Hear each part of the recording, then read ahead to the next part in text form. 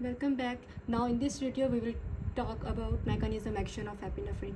तो इस वीडियो में हम बात करेंगे एपिनेफ्रिन के बारे में कि आखिर एपिनेफ्रिन का जो मैकेनिज्म ऑफ एक्शन है वो क्या होता है। जैसे कि हमने पढ़ा हुआ था कि एपिनेफ्रिन से क्या होता है, जैसे हमारे पास हम लोग इसका मैकेनिज्म ऑफ एक्शन पढ़ेंगे हार्ट से। ठीक है, हमें पता है कि जैसे ही एपिनेफ्रिन जो होती है हमारे हार्ट के साथ बाइंड करती है तो क्या होता है, हमारे जो दिल की धड़कन होती है वो क्या हो जाती है, तेज़ होती है।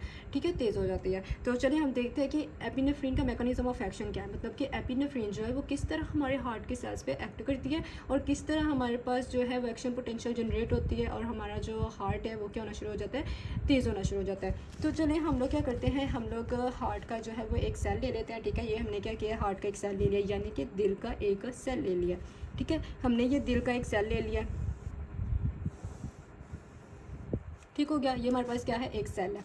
अब क्या होगा, जैसे कि आपको पता है हमारे सेल के ऊपर क्या प्रेजेंट होते हैं, रिसेप्टर्स प्रेजेंट होते हैं। ठीक है, रिसेप्टर्स क्या करते हैं, रिसेप्टर के साथ अगर बाहर से कोई चीज़ बाइंड करेगी तो वो अपने अंदर से क्या करेगा, एक इफेक्ट शो करवाएगा। तो उसे हम क्या कहते हैं, रिसेप्टर कहते हैं। अब रिसेप्टर यहाँ पर हमारे पास है, हमारे पास एपिनेफ्रिन का रिसेप्टर है। ठीक है, और वो हमारे पास क्या है, 7 पास रिसेप्टर है, 1 2 3 4 5 6 7। ठीक है, 7 पास रिसेप्टर है। अब 7 पास रिसेप्टर का क्या मतलब होता है, 7 पास रिसेप्टर का मतलब होता है कि उसमें 7 दफ़ा जो होती है हमारे पास वो मेम्ब्रेन को क्रॉस करता है। ठीक है, तो इसको हम कहते हैं 7 पास रिसेप्टर। तो ये क्या होता है, ये कपल होता है किसके साथ, जी प्रोटीन के साथ, यानी कि इसके साथ क्या होती है, जी प्रोटीन अटैच होती है। ये हमारे पास क्या है, जी प्रोटीन है। ठीक है, तो जी प्रोटीन के यूनिट्स कितने हैं, हमारे पास 3 है। ठीक है, एक होते हैं हमारे पास अल्फ़ा। ठीक है, अल्फ़ा सब यूनिट, एक हमारे पास होता है बीटा सब यूनिट, एक हमारे पास होता है गामा।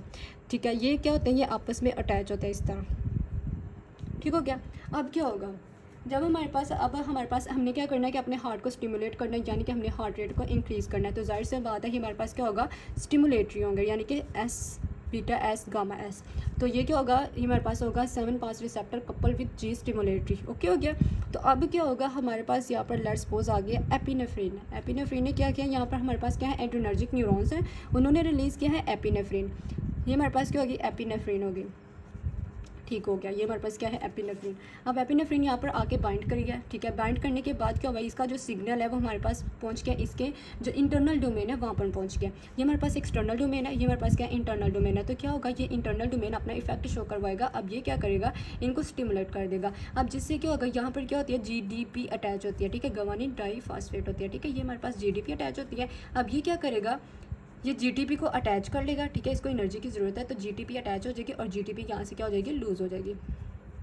ठीक हो गया, ये GTP यहाँ से हट गए। ओके, तो अब क्या होगा, अब जब इसे GTP मिल गई है तो ये सब यूनिट्स भी क्या हो जाएंगे, इससे डिटैच हो जाएंगे। यानी कि अब ये जो अल्फ़ा स्टिमुलेटरी था ये हो गया अकेला, इसके साथ क्या अटैच है, GTP।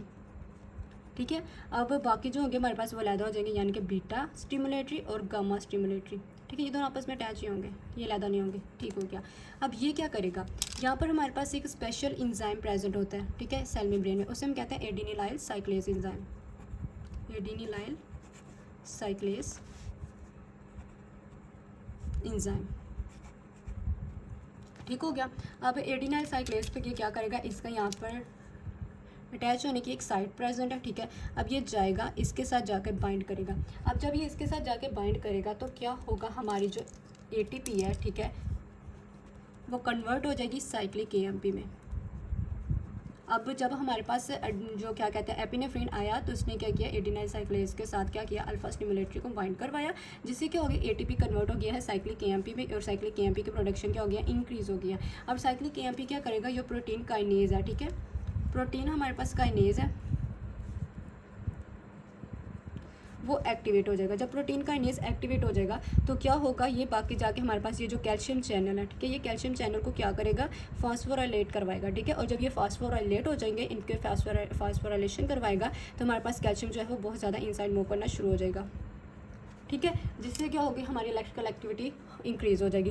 तो कैल्शियम का एक बहुत इंपॉर्टेंट रोल है, ये क्या करवाता है, कंट्रैक्शन में हेल्प करवाता है, यानी कि ये कंट्रैक्शन करवाता है। तो अब जब बहुत ज़्यादा कैल्शियम इनसाइड चला जाएगा तो जो हमारे पास रेस्टिंग मेम्ब्रेन पोटेंशियल थी वो थ्रेशोल्ड पर पहुंचेगी। थ्रेशोल्ड से फिर वो आगे से डिपोलाइजेशन रिपोलाइजेशन हो जाएगी। तो ये है मैकेनिज्म ऑफ एक्शन हमारे पास एपिनेफ्रिन का। ठीक है, जिससे क्या होगा, हमारे पास हार्ट के रेट जो होता है वो इंक्रीज़ हो जाता है। ठीक है, यही सेम मैकेनिज्म हमारे नॉर एपिनेफ्रिन का भी है। तो हमने आज बात की है mechanism of action epinephrine. Hopes हो कि आपको अच्छे तरीके से समझ आई होगी।